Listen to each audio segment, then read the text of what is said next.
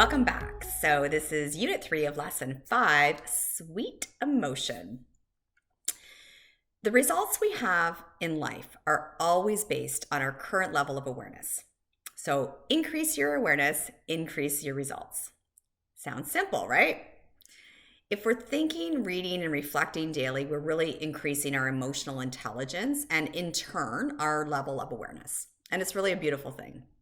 So having a strong emotional intelligence really allows us to be observers of our emotions and to really accept them as if you'd chosen them, right? Not like they've chosen you. And to work with them, not against them. Think of how much easier life would be and how much less energy you would expend when you're working with something rather than against it. I attended a seminar recently about healthy tensions. It was Tim Arnold had put the seminar on, and he told this story of how he learned to surf and some of the tips and tricks that he picked up along the way. So, of course, the objective of surfing is to, ride the waves, and the bigger the better. And it really makes for getting into shore quite easy, right? And quite quick. But getting back out there can take quite a while, especially when you're fighting against the waves and the current. But the expert surfers, the ones who really know the water, the ones that are one with the water, will be able to spot a riptide coming in. And they'll deliberately get themselves caught up in this riptide, so it takes them back out to where they need to be. So it's like that moving sidewalk in an airport, right? It's taking you, to where you need to be 10 times quicker than your own two legs. Now, I wouldn't suggest we all get, caught up in riptides and start surfing, but I love this analogy because it works so well with our emotions too. Instead of fighting them and expending all of that energy, embrace them and all the fury they bring with, which really allows us to move past them and through them much quicker. So when you deny emotional pain, everything you think, everything you kind of do or think involving your relationships really becomes contaminated by them. So, don't conceal them. Don't pretend they don't exist. Don't, not face them. You need to face them and feel them fully. Feel them, but don't think about them necessarily. Express them if you have to, but don't create a whole script about them in your mind, right? Giving all of your attention to the feeling and not the person or the situation that created it. So really, it's like, don't let your mind create a victim mentality or identity out of these emotions.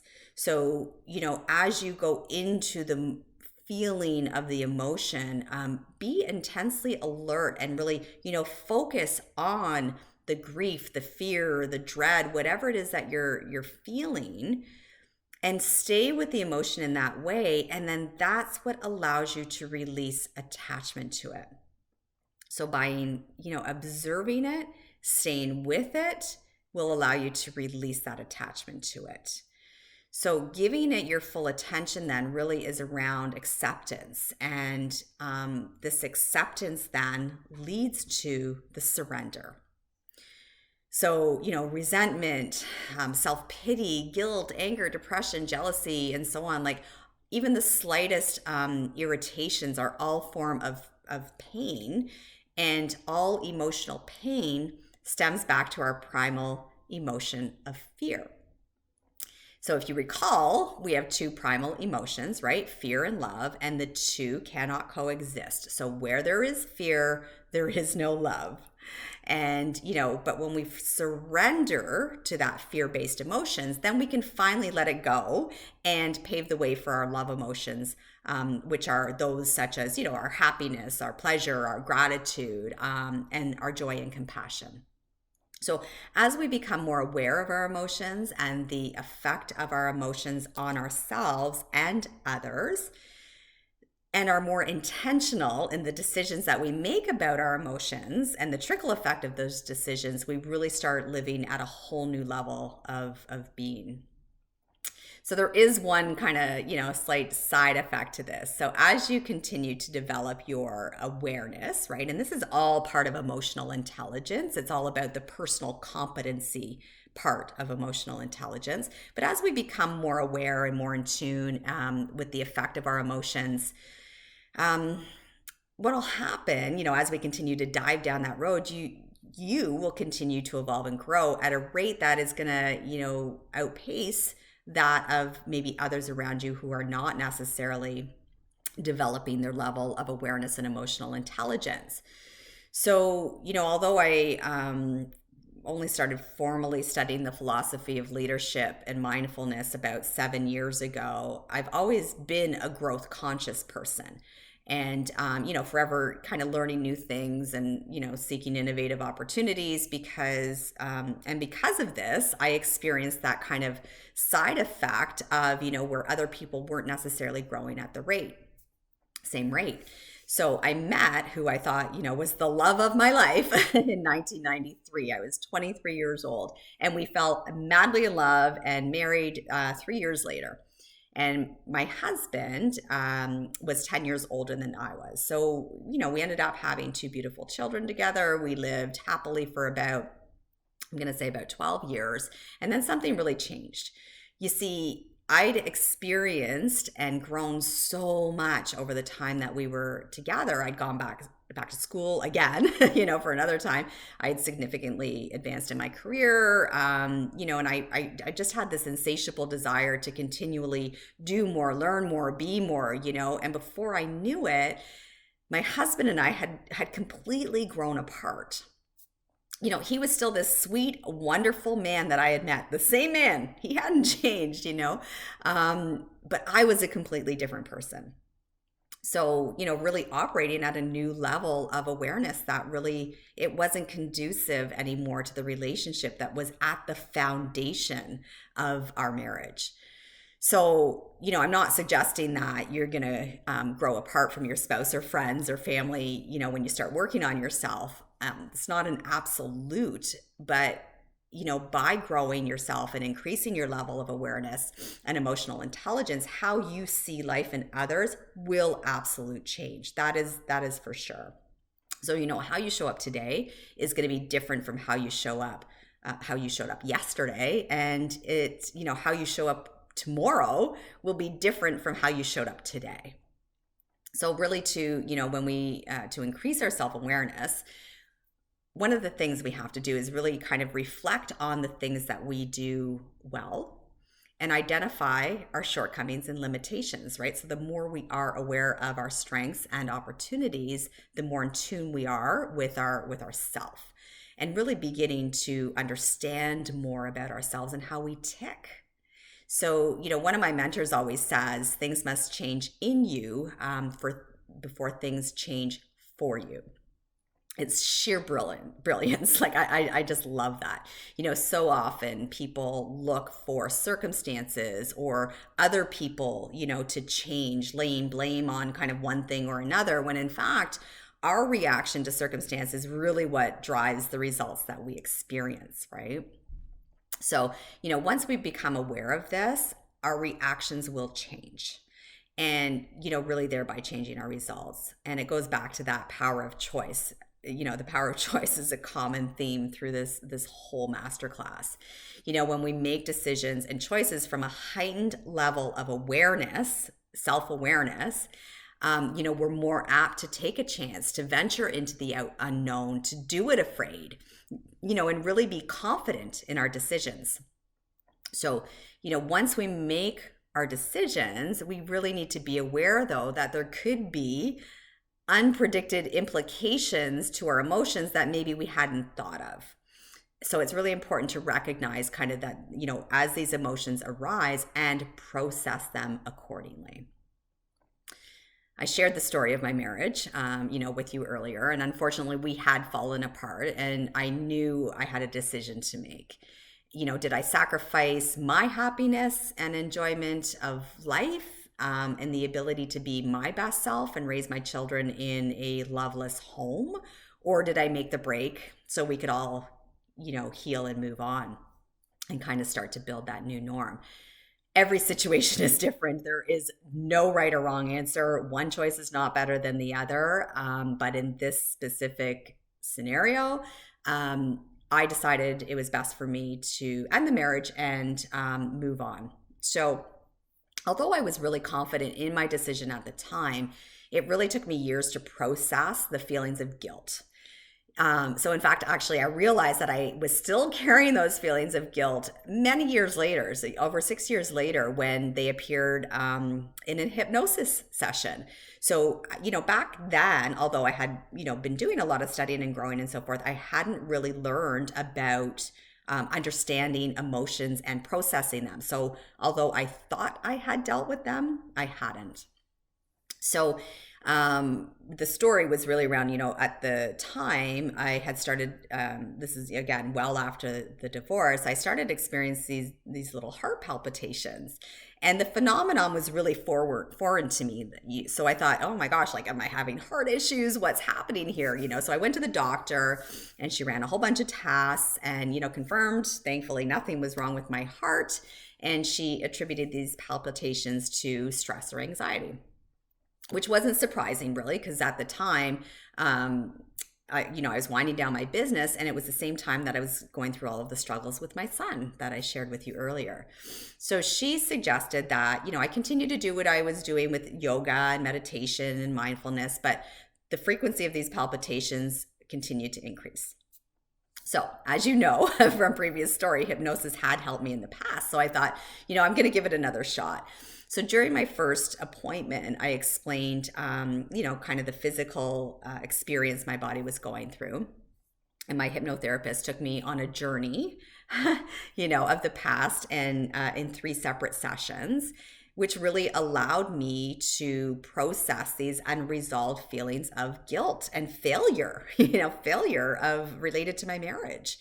And although, at the time I was really confident with my decision to leave the marriage, I wasn't reflecting on things back then. And the marriage ended, I moved on, or so I thought, but I hadn't dealt with my emotions. And they started to show up again, because every time you don't deal with an emotion, every time you experience an emotion similar, regardless of how minor it may seem, it's compacting and compacting and compacting. So back then I thought I had dealt with my emotions by kind of diving into work. I was volunteering with the kids' sports, involving myself in industry causes. I was just like busying myself, right? I didn't take the time to process. So this anxiety then, really manifested over the years without any outward signs, but every single time something happened, it kind of left me with that feeling of guilt and failure. So, as funny as it may sound, I'm kind of grateful for that experience of the whole, physical manifestation of that anxiety, because it did lead me back to hypnosis, which in turn taught me how to effectively process my feelings. So now if something has happened and evokes, an emotion in me of either anger or sadness or guilt, whatever it is, I follow this quick little ritual that I'll share with you. So this has helped me, so hopefully it will help you. So the first thing I do is I acknowledge the emotion and, determine what is it I'm feeling. Am I angry? Am I sad? Do I feel guilty? What is the actual feeling? Because sometimes we can just assume that we've got to feel it of anger, but in fact, it's sadness, right? So if we don't take the time to fully understand what the emotion is, we can't process it properly. So that's the first thing I do. So secondly, what I'll do is say, okay, what triggered that emotion? So if it's an emotion of sadness, what was the trigger for that? What happened immediately prior to me feeling sad? What was the situation, or what was the circumstance that I was in? So that's kind of the second thing, is understanding what the trigger was for that emotion. So then, third thing, I rationalize my reaction to the emotion. So, I ask myself, is this an appropriate reaction for this specific situation? So if the trigger, was something minor, but I've got an overwhelming feeling of sadness, then that tells me that this emotion is not rational for the trigger that just happened. So either I've got unresolved emotions that I haven't dealt with, and this was like kind of the tipping point. So then I need to do some work on releasing that. Or, maybe it's not this trigger at all. Maybe I've got the wrong trigger. So really kind of understanding, okay, rationalizing, is it the right reaction to this emotion?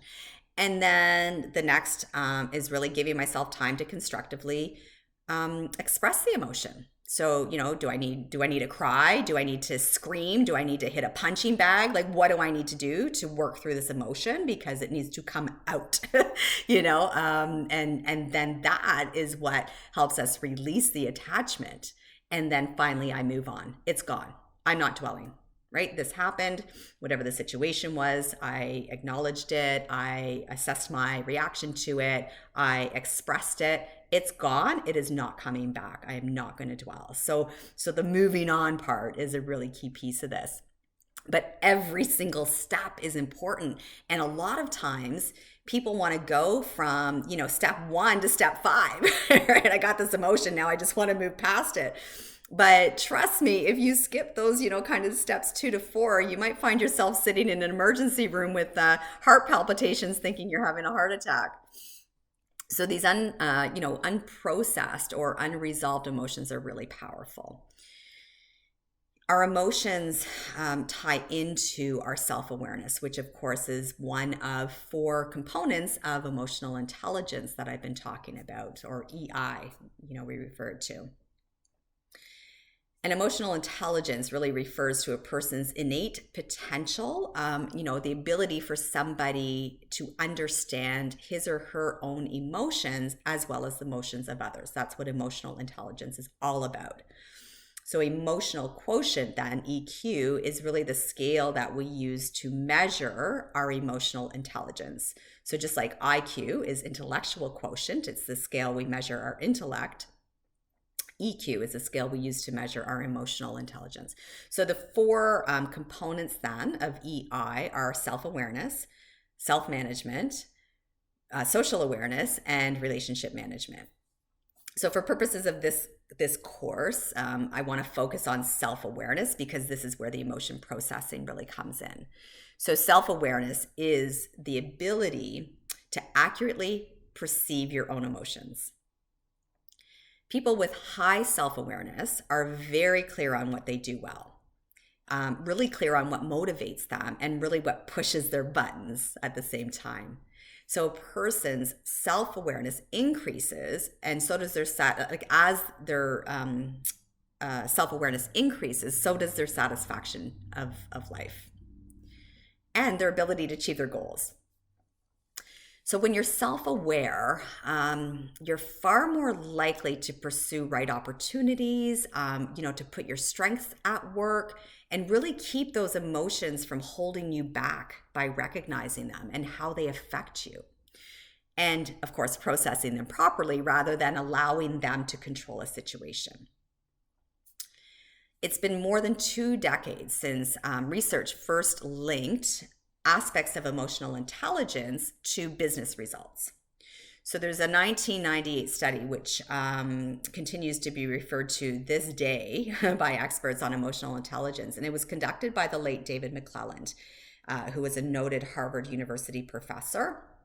And he found that leaders who with strengths in critical mass of 6 or more emotional competencies were far more effective than peers who lacked those strengths. And he also found among leaders that this critical mass of 6 or more competencies, 87% of them placed in the top third for annual salary bonuses based on their performance. And not only that, their teams outperformed revenue targets by 15 to 20%. So although this study was specific to leaders, it's really easy to see how it translates in our day-to-day life. So people with higher EQs outperform those with lower EQ almost all the time.